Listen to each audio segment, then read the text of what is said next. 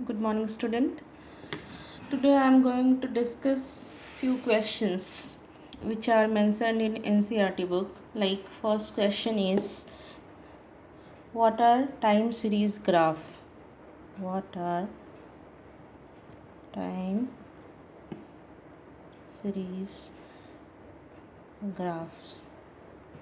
You have to write definition of time series graph. A graph showing arithmetic value of variable is called arithmetic line graph. A graph, you can write the answer like a graph showing arithmetic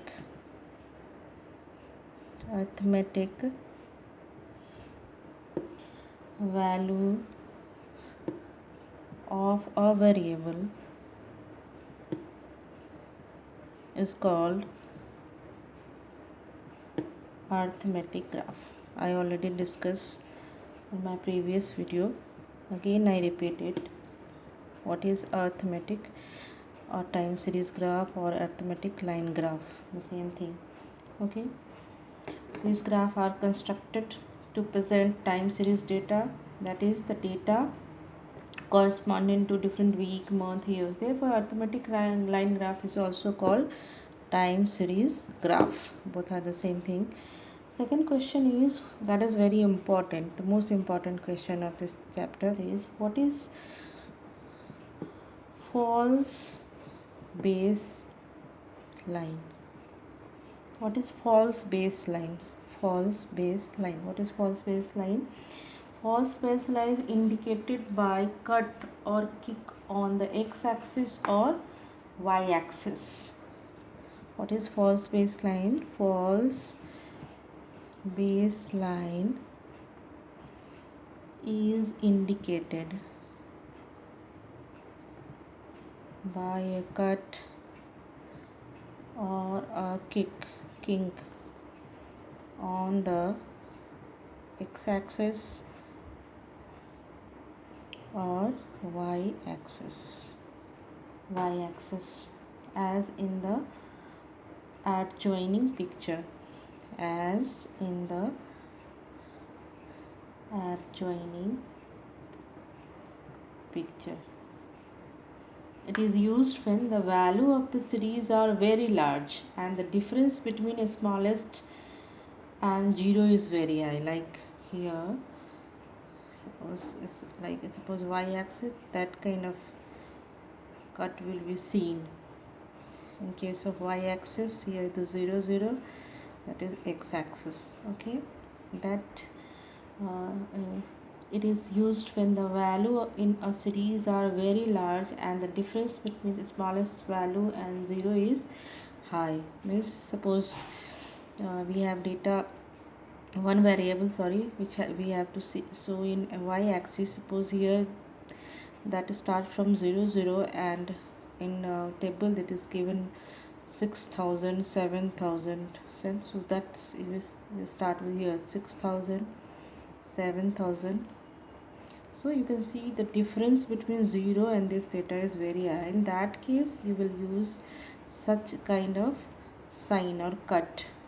In y-axis, if some data is you have to show in x-axis, then you will see same kind of kick in x-axis, like here.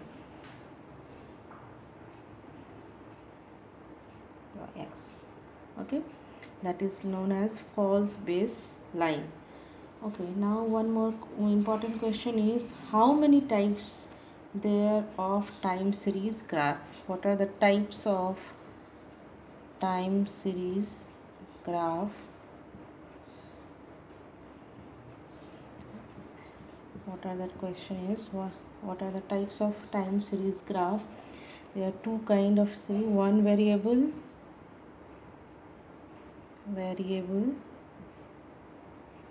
graphs and two or more than two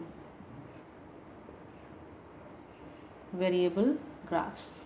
Okay, and a few questions can be asked, like write the merit of graphic presentation of time series data and what are the limitation of graph graphic presentation of time series data. This topic I already discussed in detail in my previous video, so you must memorize those things. Okay, what are the merit of graphic presentation and what are the limitation of graphic presentation? You must know how to draw one variable graphs and two and more than variable graphs. These are the important concept related to this topic. Now next chapter, that is measures of central tendency. Okay, that will start. I'm going to start next chapter, that is measures of central tendency.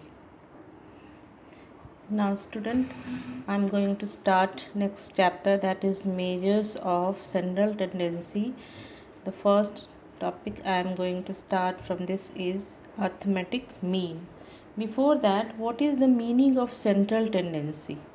What is the concept of central tendency? What is central tendency? Central tendency refers to an average or a central value of a statistical series.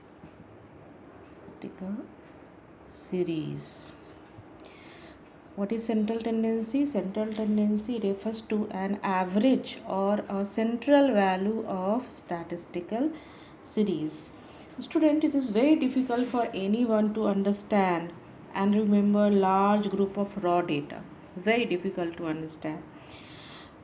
We would like to know the value, a single value which represent all the item in a series. Such a value is called central tendency. Okay, or average value. Suppose I have data of suppose income of millions of people of Indian. It's very difficult to know uh, each and every individual income in our country. So what is we get to know the per capita income of Indians. Suppose it is around 22,269 per annum. That is the average Indian income. So it doesn't mean that every Indian is earning 82,269 per annum. Okay, that value, that is the average value which shows the income of in every income of Indian, per capita income of Indian. Okay, many people in our country who are not able to earn 3,000 or 4,000 rupees monthly. In spite of this, and there are many people who are earning a lot of billionaire who are earning 82,000 per day. Might be some population in our country, though their percentage is very low, but in our country there are few population who are able to earn 82,000 rupees per day or per month.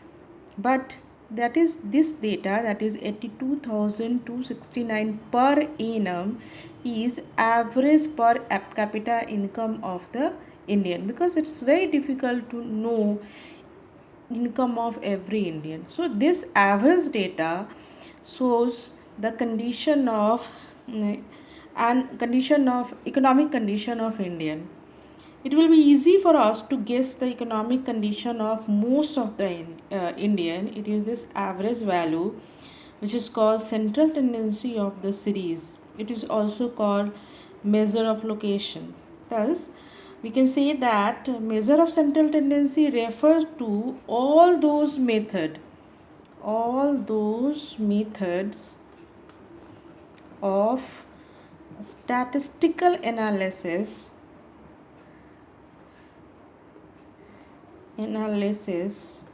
by which averages of the statistical series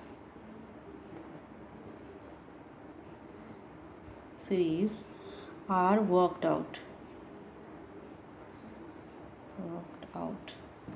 Okay, with the help of this average or central tendency of per capita income of India, we are able to know the economic condition of our country. Okay, so average data help us to understand in very simple form. Okay, suppose if any average result of um, school of any school, suppose XYZ, any school of class 12th is 80%. 80% the uh, result, 80% student are able to pass the examination. Okay, we here we are not showing result of every student, we are just showing that yes, 80% of the student are able to pass the 12th board examination. This number helps us to understand what is the result of class 12th. That number is, this particular number is averages. So, and that is central tendency. Another form we can say that is central tendency. So how to find averages? There are various methods that I am going to discuss it now. Before that, it is very understand to know what are the purpose and functions of averages, why we need to find averages, and what are the function of average.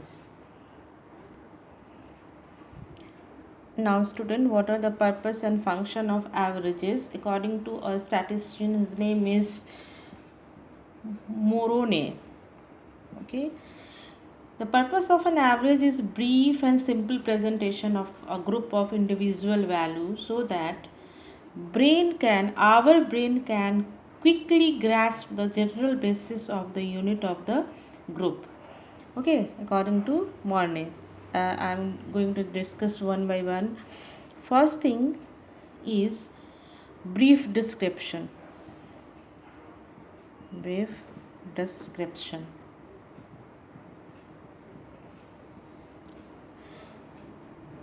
The main purpose of an average is to present a brief description of the principal feature of raw data. Principal feature of raw data. As a result, data are easily understood. Before that, I want to clarify that the basic purpose of finding an average value is to identify such value that represent characteristics of all the item of the series. A single value will represent all the characteristics of the series. Suppose, as I discussed, like 80% is the 80% student of the class 12 are able to pass 12th board.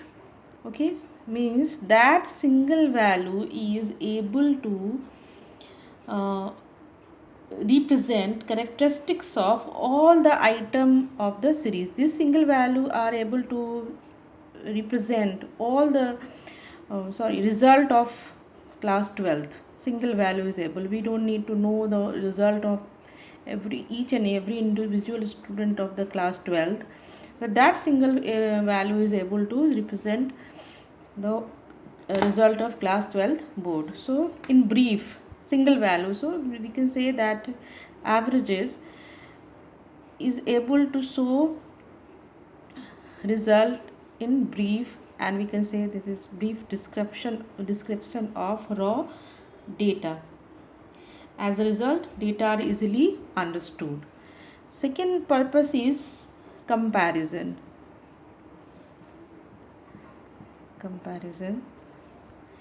Average help in making comparison of different set of data. Okay, how? For example, suppose I have data of comparison of per capita income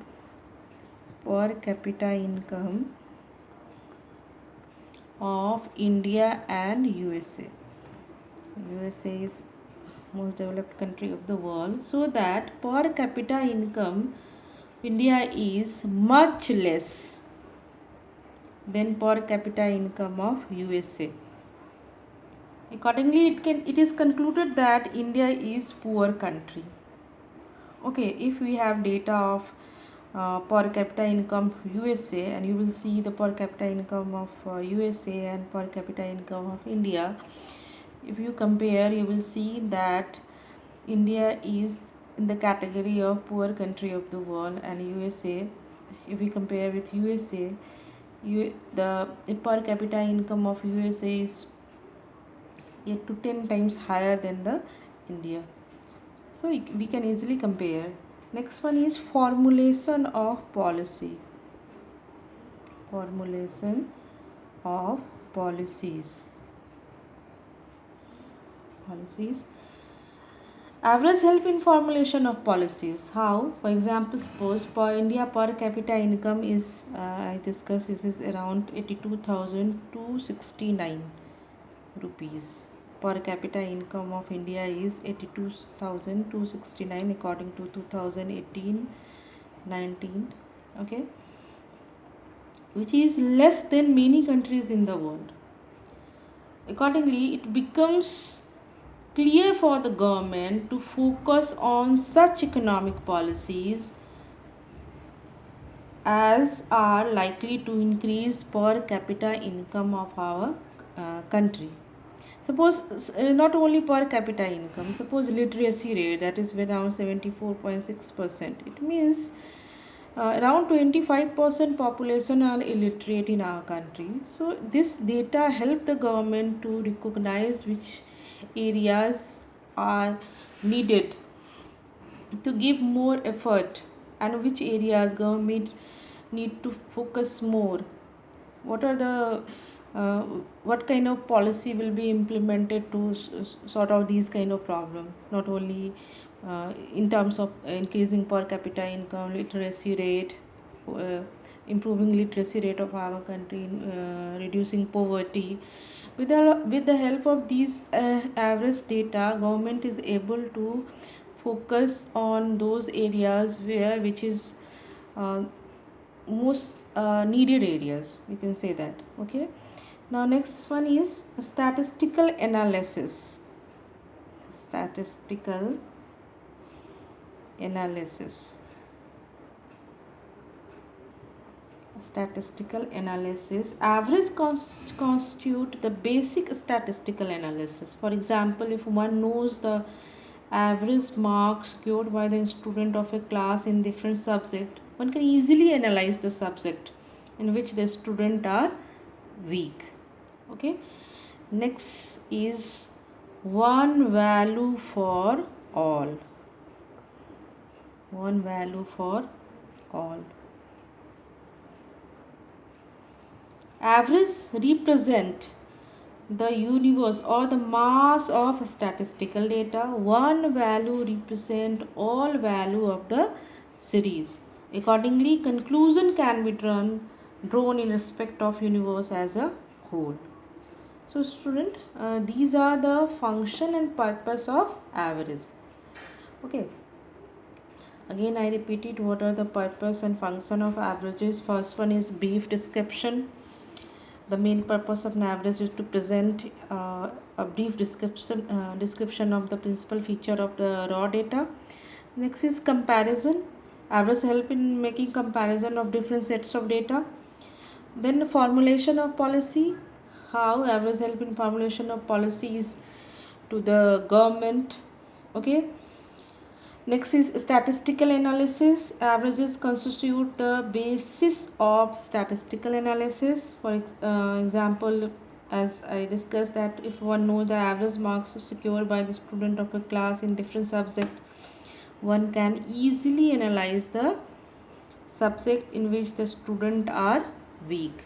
And next, last one is one value for all. Average represent the universe or the mass of statistical data.